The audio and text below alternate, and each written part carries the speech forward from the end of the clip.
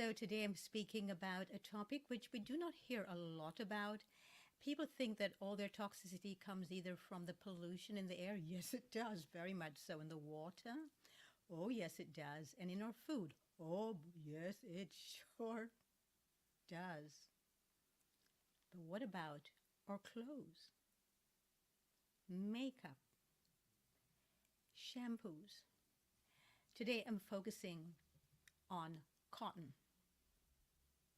Why cotton? Because I hear so many people who are living their lives in a way so as not to be increasing the amount of toxicity that goes into their bodies. This is very important because many of us do not see the connection between the fact that we feel exhausted, tired, bitter, resentful, we feel depleted, we feel we have absolutely no energy, and the fact that this depends a lot on the air that we're breathing, the environment in which we live, the clothes we wear, what we put on our skin, what we're sleeping on.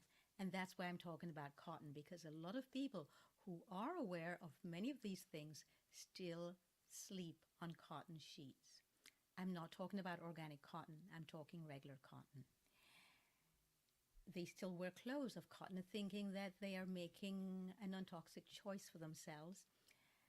And yet they don't realize all the toxicity that they're sleeping on, using towels made of cotton, thinking that that's wiping them and that that's healthy.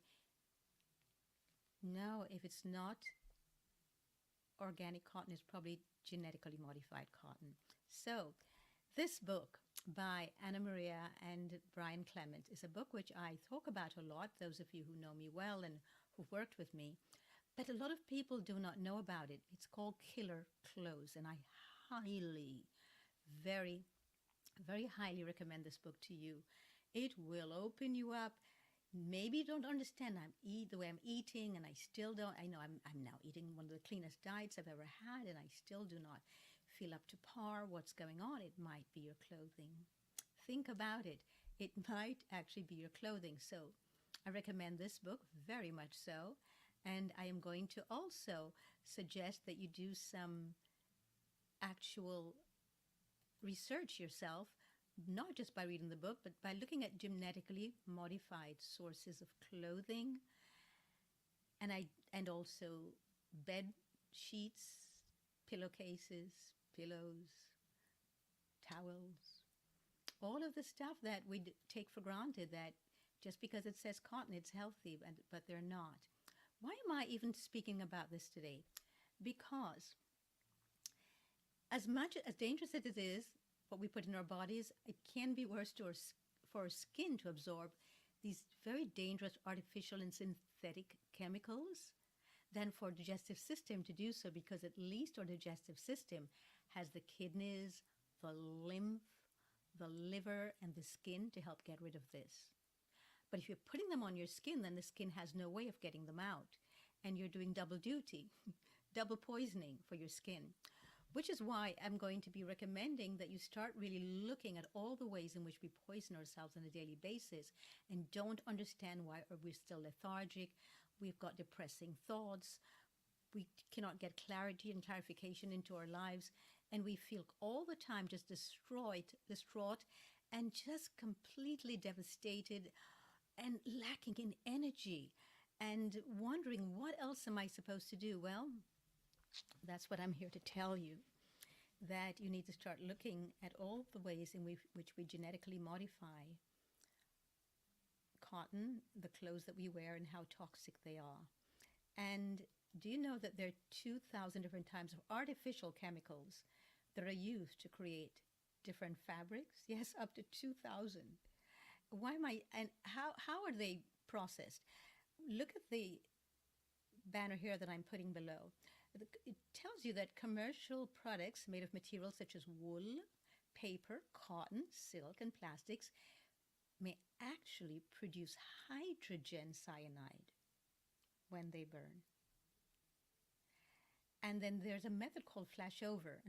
And again, I just put this up. Flashover promotes the degradation of synthetics, resulting in the release of hydrogen cyanide and other toxic gases.